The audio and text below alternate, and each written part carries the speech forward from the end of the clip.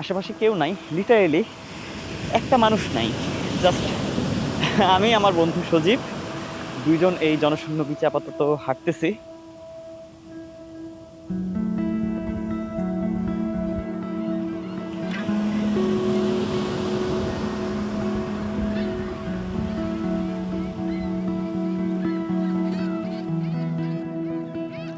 বাংলাদেশে ঘুরে বেড়ানোর জন্য নিরিবিলি জায়গা খুব কমই পাওয়া যায়, তাই একটু নিরিবিলি জায়গা খুঁজতে আমি চলে আসছি বাংলাদেশের শেষ সীমানার একটা দ্বীপে। চারপাশ এখানে ঢেউয়ের শব্দে মুখরিত, বাতাসে লোনা পানির গন্ধ। সময় এখানে ধীরে চলে, ঘড়ির কাঁটার মতো ঢেউগুলো যেন নির্দিষ্ট সময় পর পর বিচে আছড়ে পড়ে। নীল জলের উপরে মাছ ধরার নৌকাগুলো যেন ছবির মতো সুন্দর। তারপরও মাত্র 9 বর্গ কিলোমিটারের এই দ্বীপে জোয়ার না হলে আসা যায় না। আমি এখন কক্সবাজারের মহেশখালী উপজেলার ছোট্ট দ্বীপ সোনাদিয়াতে।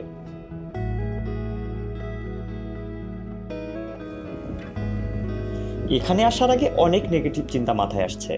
রিমোট এরিয়া, যোগাযোগ ভালো না, থাকার জায়গা কেমন হবে, চুরি ডাকাতি হয় কিনা ইত্যাদি। যাই হোক, ভয়কে জয় করে আমরা চলে আসছি। আমি আর আমার বন্ধু একদিন এই নির্জন দ্বীপে ক্যাম্পিং করব, আর আমার ধারণা সঠিক ছিল কিনা সেটা পরীক্ষা করে দেখব। আপনারা যদি এখানে আসতে চান তাহলে আমার এই ভিডিও দেখলে বুঝতে পারবেন কিভাবে মহেশখালী আসতে হয়। আর আমরা আজকে এই মহেশখালী থেকে চলে যাব সোনাদিয়া দ্বীপে, আর দেখব মাত্র 1250 টাকা খরচ করে এখানে কি কি সুবিধা নিয়ে থাকা যায়। সোনাদিয়াতে হোস্ট করার জন্য অনেক ক্যাম্প সাইট আছে। আমি যাওয়ার আগেই লোকেশন দেখে এই লাস্ট এক্সিট বিচ ক্যাম্পে যোগাযোগ করলাম। তারা সুন্দর করে বলে দিলেন কিভাবে যেতে হবে। মহেশখালী জেটিঘাট বা গোরখঘাটা বাজার থেকে রিক্সা বা সিএনজি নিয়ে যেতে হবে ঘটিভাঙা ব্রিজ। সিএনজি ভাড়া 40 টাকা। আমরা দুজন হওয়ায় 150 টাকা দিয়ে একটা রিক্সা ভাড়া করে নিয়ে নিলাম। এই ঘটিভাঙা ব্রিজ থেকে যেতে হবে নৌকায়। অসুবিধা হচ্ছে নৌকা শুধু জোয়ারের সময় চলে। দ্বীপের কাছে গিয়ে এই খালগুলোতে খুব একটা পানি থাকে না, তাই জোয়ারের সময় ছাড়া নৌকা চলাচল করতে পারে না। জোয়ারের সময় অনুযায়ী 10টা থেকে 1টার মধ্যে লোকাল নৌকা চলাচল করে। ভাড়া লাগে 50 টাকা।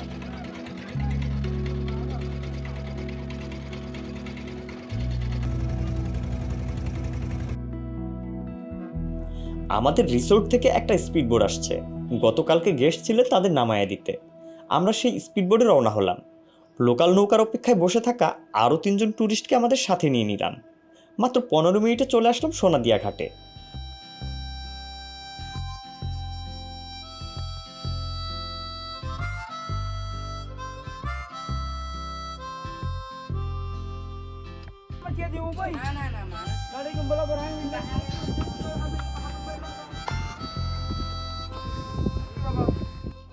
ওর নাম গুরু, ওই আমাদের ঘাটে রিসিভ করে। গুরু, ওর বড় ভাই মোস্তফা আর ওনাদের বাবা, এই 3জন মিলে ক্যাম্পটা ম্যানেজ করে।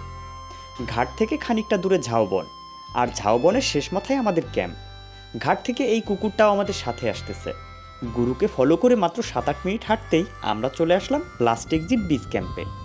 ক্যাম্পে যোগাযোগ করার নাম্বার থাকবে ডেসক্রিপশনে। সুন্দর। আজকে আমাদের থাকার জন্য টেন্ট রেডি। এটা হচ্ছে আমাদের টেন্ট, বাতাসে একদম উড়ে যাচ্ছে। আর আমাদের হ্যামক, আর এইখান থেকে যে ভিউটা সেটাও রেডি।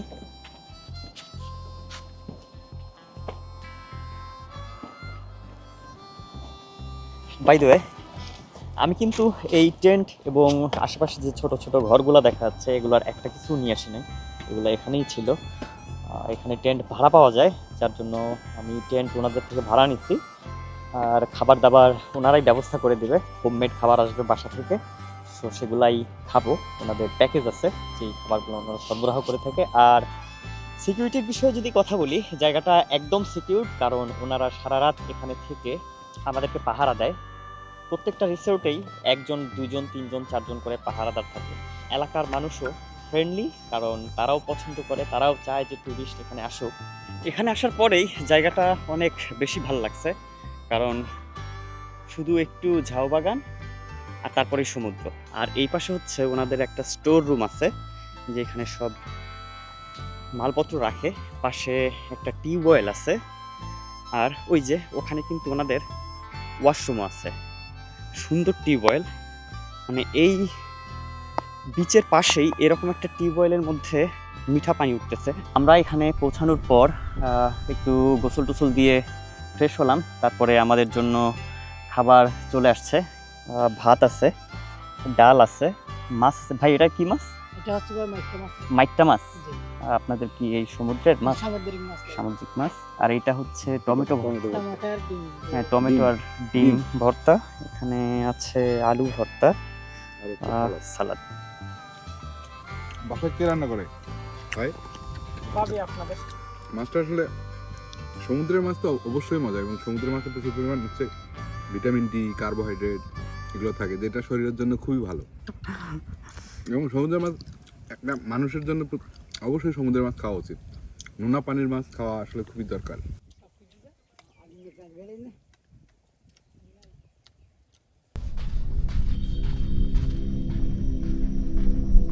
খাওয়া দাওয়া শেষ করে আমরা বের হলাম এই জনশূন্য দ্বীপের বাতাস গায়ে লাগাতে। এরকম জায়গায় এসে একটা দিন কাটাতে কার না মন চায়। দিগন্ত জোড়া পানি আর সামনে সমুদ্রে মাছ ধরার নৌকা। মনে হচ্ছে ঢেউগুলো ছাড়া সারা পৃথিবী স্থবির। নিজেকে অনুভব করার জন্য এর চেয়ে ভালো জায়গা বোধহয় দ্বিতীয়টি নেই।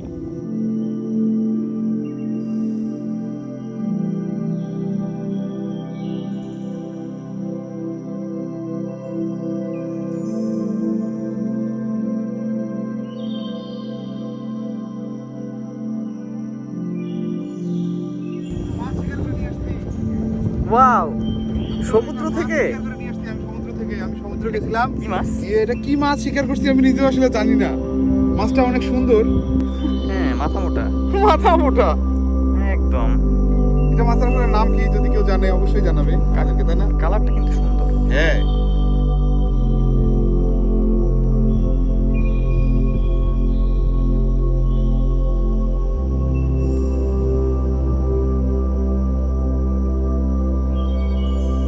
বিকেল হয়ে গেছে, সানসেট হবে। আমরা সানসেট দেখার জন্য বের হইলাম। তো এখন এই জনশূন্য বিচে আমরা সানসেট এনজয় করব। আর এখান থেকে আমরা দুজন ফুটবল খেলবো। আশেপাশে কেউ নাই, লিটারেলি একটা মানুষ নাই। জাস্ট আমি, আমার বন্ধু সজীব, দুইজন এই জনশূন্য বিচে আপাতত হাঁটতেছি।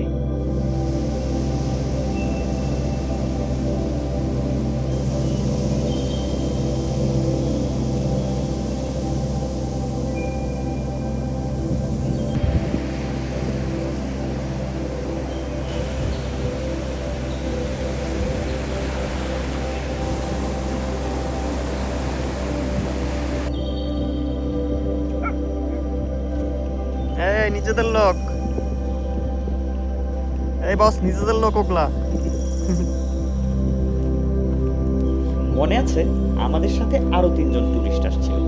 সন্ধ্যার পর ওরা আমাদের ক্যাম্প সাইটে চলে আসে। ওরা খানিকটা দূরে আরেকটা ক্যাম্পে উঠছে। ওরা আসাতে আমরা একটু মিউজিক্যাল আড্ডার ব্যবস্থা করলাম। ওরা খুব সুন্দর গান গায়। গানের আসরে মেতে উঠলো রাতের আড্ডা।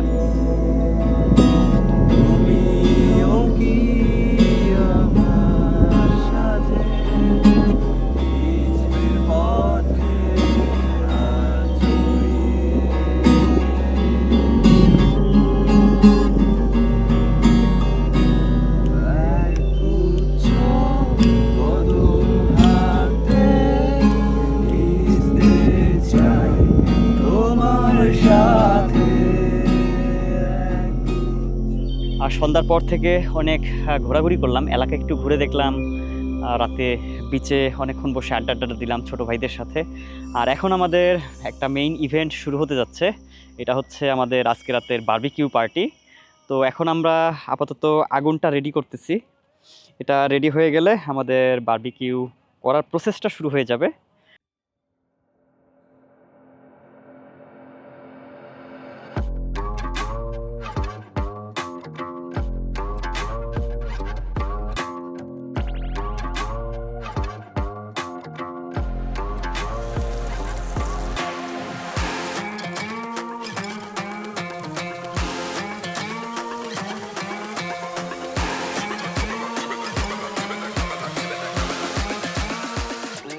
বারবিকিউ আর সাথে রুটি, আমরা বেশ কয়েকটা রুটি নিছি।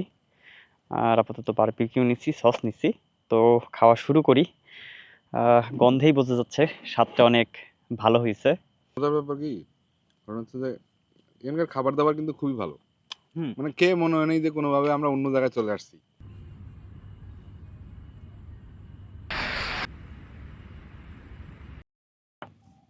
এটা হচ্ছে আমাদের ব্রেকফাস্ট, সাথে শুটকি ভর্তা, সালাদ, খিচুড়ি, ডিম আর এই সুন্দর পরিবেশ। জোস।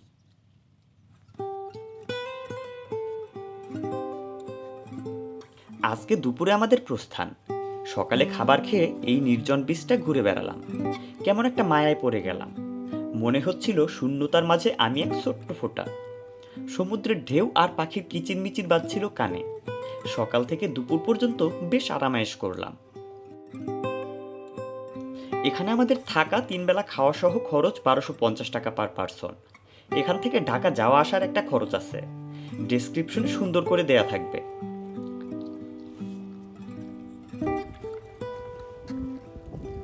আমরা দুপুর পার করে 2টার দিকে প্রস্থান করলাম। লোকাল বোটে যাত্রা আমাদের। বেলা পড়ে যাওয়ায় নৌকা বের করতে বেশ সমস্যা হচ্ছিল। কিরে বোট কি আটকে গেছে? হ্যাঁ, এইখানে পানি এতই কম যে মেইন বোটটা এই পর্যন্ত আসতেছে না, নিচে আটকে যাচ্ছে। আর এই কানেক্টিং বোট দিয়ে আমাদের মেইন বোটে ট্রান্সফার করা হচ্ছে।